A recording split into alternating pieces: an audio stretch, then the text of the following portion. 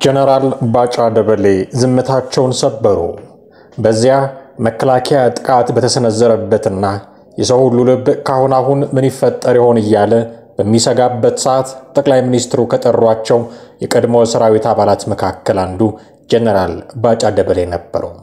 ጀነራሉ አገር ግልጋሎታቸውን ትፈልጋለችና ጨርቄን ማቄን ሳይሉ ሲንቀለቀል የነበረው የጦርነት እሳት ውስጥ ሰተት ብለው ገቡ። ጀነራሉ ምሁር ናቸው ይባልላቸዋል። የተማሩት ወታደራዊ ሳይንስ ብቻ አይደለም፣ የመጀመሪያ ዲግሪያቸው ሕግ ነው። ድንቅ ውጤት በማምጣት የተመረቁ እንደሆኑም የቅርብ ሰዎቻቸው ይናገሩላቸዋል። ሁለተኛ ዲግሪያቸውን የሰሩት ደግሞ በአመራር ሳይንስ ላይ ነው። በሰሩባቸው ቦታዎች ሁሉ ውጤታማ ናቸው። ምክንያቱም የሚሰጡት አመራር ተለምዷዊ ሳይሆን በእውቀት ላይ የተመሰረተ ነውም ይባልላቸዋል። ለውጥ ይወዳል የሚባልላቸው ጀነራልም ናቸው። ይህ በወታደሩ ዘንድ በደንብ ይታወቃል። የሆነ ለውጥ ሲያስፈልግ እስኪ ባጫ እዚያ አንድ ጊዜ አይቶ ይምጣ ይባላል አሉ። ሁሌም ወጣት ናቸው፣ ምክንያቱም አካላዊ እንቅስቃሴ ማድረግ ባህላቸው ነውና። በመሆኑም እርጅና የሚባል ነገር ሲያልፍ አይነካቸውም። ስለ ጀነራሉ ማንነት የጎላ እና የተረዳ ሁሉ ይናገራል። ቡርቃ፣ በደኖ፣ መዩ የባሌና የጅማ ወረዳ ነዋሪዎችም ምስክር ናቸው። ያለ ዕድሜያቸው ከሰራዊቱ በጡረታ ተገልለው ከቆዩበት ሲመለሱ ያሳዩት ቆፍጣና አመራር በጠላት መንደር ከፍተኛ ሽብርን የፈጠረ ነው በሚል በወዳጆቻቸው ይመሰከርላቸዋል። ለዚህም ነው በርካታ ሉባልታዎቹን ሲያስወሩባቸው የነበረው። እንዲያውም አንዴ ጀነራል ባጫ ደበሌን ከ30 ታንኮች ጋር ማርከናል ብሎ የህወሓት ሰራዊት ወሬ አናፍሶ ነበር። ይህን የሰሙት ጀነራሉ ከ30 ታንክ ጋር ተማርከዋል መባሉን በማስመልከት በማዕከላዊ ትግራይ ተራራማ ስፍራዎች ሆነው እንዲህ ሲሉ መግለጫ ሰጡ።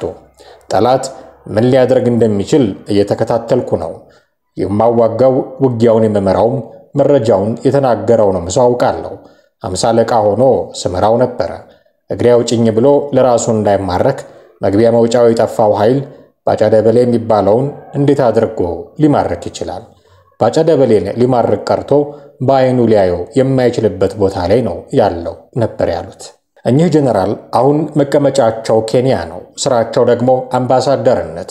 እናም ካሉበት ኬንያ ሆነው ከሰሞኑ እጅጉን መነጋገሪያ የሆነውን የአሰብ ወደብን ጉዳይ አንስተው ሐሳባቸውን አጋርተዋል።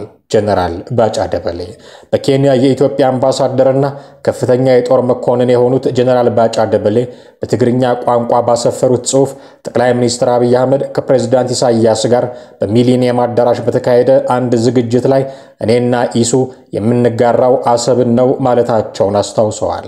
ጀነራሉ አክለውም ፕሬዝዳንት ኢሳያስም ይህንን ሐሳብ እጃቸውን ግንባራቸው ላይ በማድረግ በመደገፍ ምልክት አሰብን ለኢትዮጵያ ሕዝብ ለማካፈል እንደሚስማሙ ገልጸው ነበር ብለዋል። በዚህም መሰረት የአሰብ ጉዳይ አሁን በድንገት የተነሳ አዲስ አጀንዳ ሳይሆን ከዚህ ቀደም በሁለቱ መሪዎች መካከል መግባባት ላይ የተደረሰበት እንደሆነ ጀነራሉ ተናግረዋል። በመጨረሻም አሰብ በአሻጥር የተወሰደ የኢትዮጵያ ሀብትና ቅርስ ነው ሲሉ ጽሑፋቸውን ደምድመዋል። እንደ አውሮፓውያኑ አቆጣጠር በ2008 ዓ.ም በኢትዮጵያና በኤርትራ መካከል ታሪካዊ የሰላም ስምምነት ሲፈረም በሁለቱ ሀገራት ከፍተኛ የሆነ የህዝብ ለህዝብ ግንኙነትና የኢኮኖሚ ትስስር ለመፍጠር ተስፋ ተጥሎ ነበር። በወቅቱ ሁለቱ መሪዎች በተለያዩ መድረኮች ላይ አብረው የታዩ ሲሆን የሚሊኒየም አዳራሹ ዝግጅትም የዚሁ አካል ነበር። በወቅቱ በነበሩት ይፋዊ መድረኮች ላይ ሁለቱም መሪዎች ስለ ሰላም፣ ስለ ፍቅርና ስለ ኢኮኖሚያዊ ትብብር በስፋት ተናግረዋል። የኤርትራ መንግስት የአሰብን ጨምሮ ሁሉም የወደብ ከተሞች የግዛቷ የማይገሰስ አካል መሆናቸውን በሉዓላዊነቷም ላይ ምንም አይነት ድርድር እንደማታደርግ በተደጋጋሚ ሲገልጽ ይሰማል።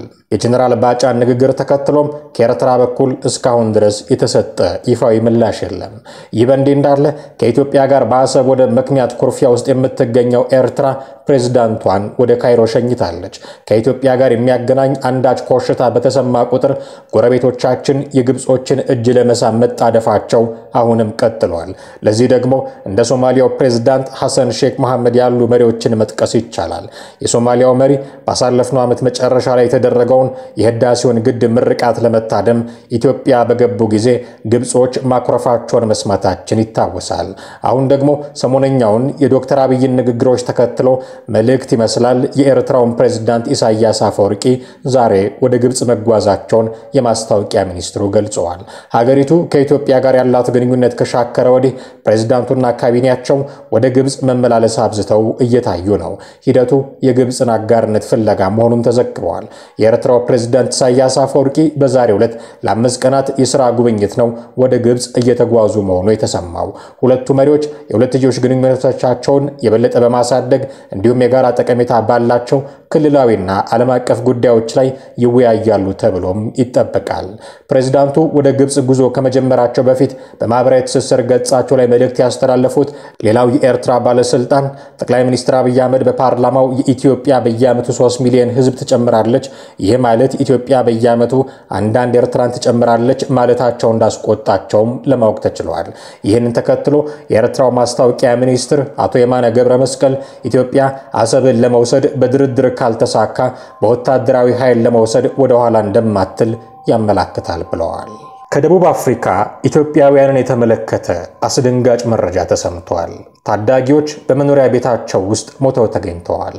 ታዳጊዎቹ በመኖሪያ ቤታቸው ውስጥ ነው ሞተው የተገኙት የሚለው ፖሊስ ምርመራ ማድረግ እንደጀመረም ተናግሯል። በደቡብ አፍሪካ የኢትዮጵያውያን ተወካይ ነው ይህንን የተናገሩት። ነዋሪነታቸው በደቡብ አፍሪካ ፕሪቶሪያ ከተማ ያደረጉ ዲቦራ መንግስቴና ኦፕራ መንግስቴ የተባሉ ሁለት እህትማማቾች በመኖሪያ ቤታቸው ውስጥ ሞተው መገኘታቸውን በደቡብ ኢትዮጵያ የኢትዮጵያውያን ማህበረሰብ ተወካይ ኮሚቴዎች መካከል አቶ አለማየሁ ቱጁማ ተናግረዋል።